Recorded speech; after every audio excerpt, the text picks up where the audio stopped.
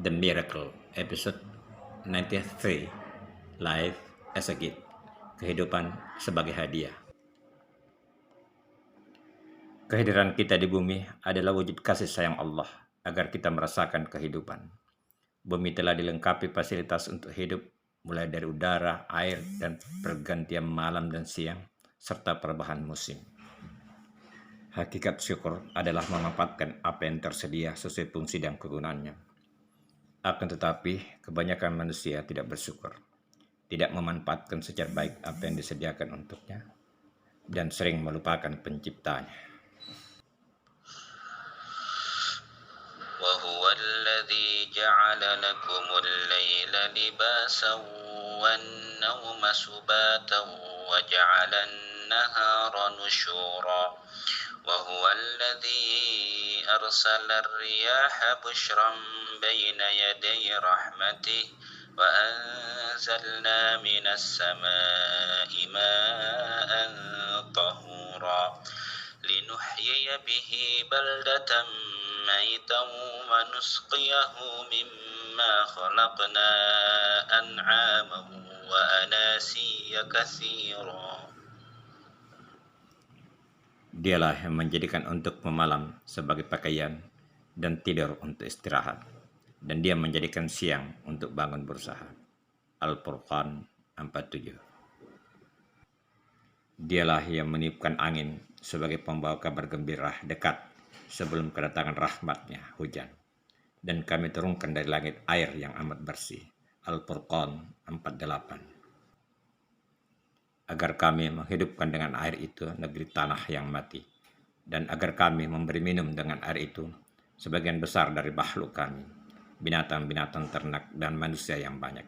Al-Furqan 49. Kehidupan di siang hari yang terang benderang adalah peluang untuk berusaha memenuhi kebutuhan hidup secara umum, meskipun ada di antara kita yang harus bekerja di malam hari dengan segala risikonya.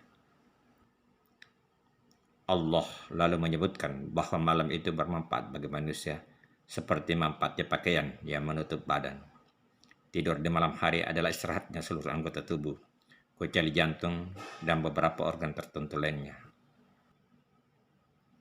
Dengan tidur, kekebalan tubuh, imun berkembang, dan terjadi penyegaran, terutama tidur nyenyak. Itulah alasan kalau kita sakit, dokter menganjurkan untuk istirahat. Sebaik-baik istirahat adalah tidur.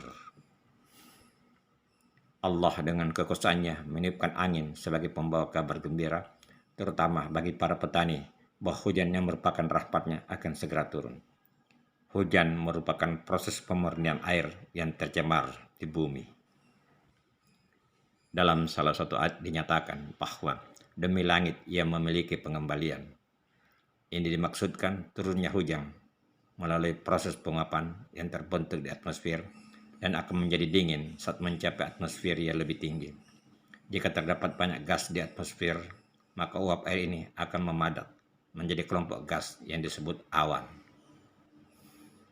Angin berperan membawa awan sehingga berkumpul sesamanya.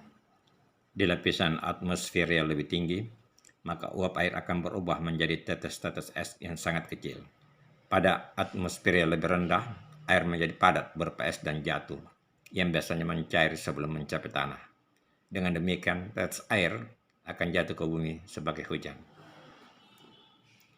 Hujan yang turun itulah menjadi sumber ketersediaan air yang didistribusikan ke berbagai tempat di muka bumi.